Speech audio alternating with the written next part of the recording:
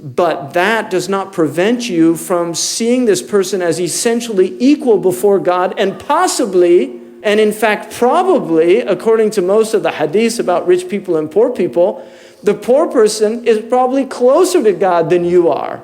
And that instills in you a desire to actually be kind to them, because you're actually worried that you might upset your Lord by having any contempt or even just simply treating them less than they deserve. This is the secret of adab.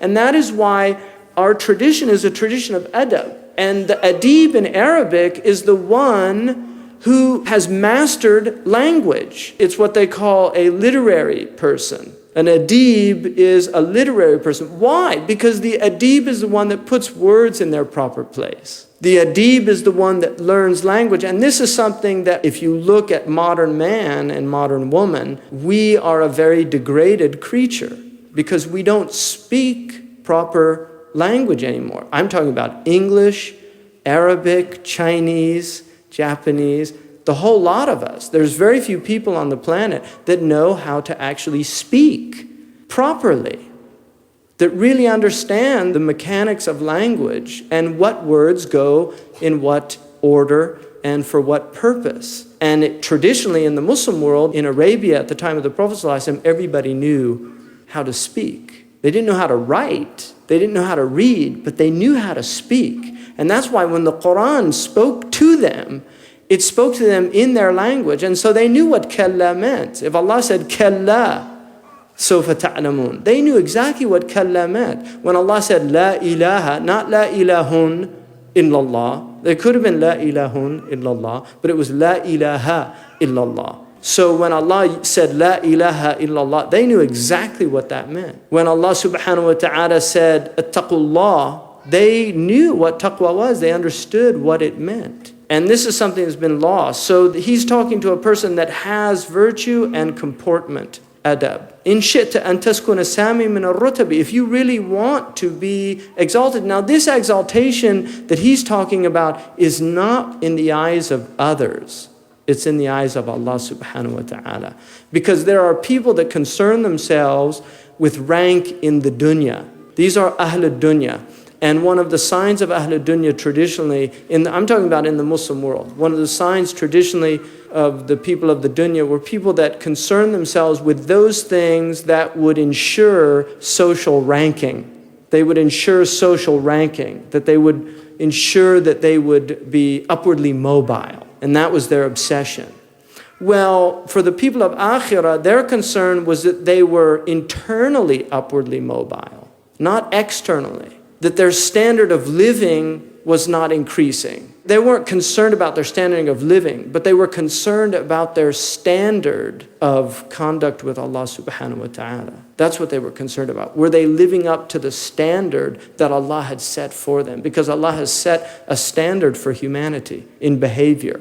And that was their concern. Were they living up to that standard? That was their desire, to raise their standard of spiritual living, not their standard of material living. And we're now living in a world where the standard of material living is literally the only one that people perceive anymore. And therefore, increasingly, in order to achieve that, people will be remiss in their standard of ethical behavior. They will actually neglect principled standards in order to achieve that external standard.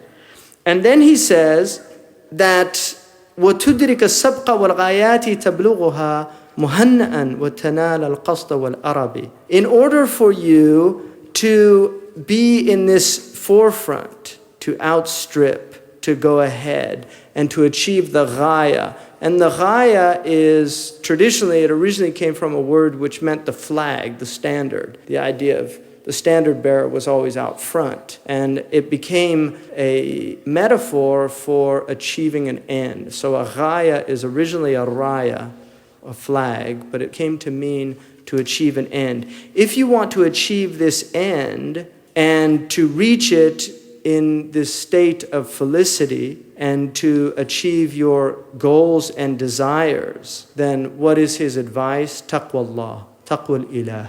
That's the advice he's giving, taqwal ilah. Now taqwa is an amazing word in Arabic because it comes from a very small group of words which have weak radicals on both ends, waqiya, and its root meaning is to protect or defend. And wiqaya is the word that the Arabs use for prevention, to prevent something from happening. So the Arabs say a penny of prevention is better than a pound of treatment. So it's more intelligent to prevent illness than to wait until it happens and then have to suffer treatment. What he's recommending here to us is taqwa al-ilah, alladhi turja marahimuhu, the one who we desire his graces, the compassion of Allah subhanahu wa ta'ala, al-wahid al-ahad al-kashafi lil-karabi, the unique, the single, the remover of all calamities and tribulations.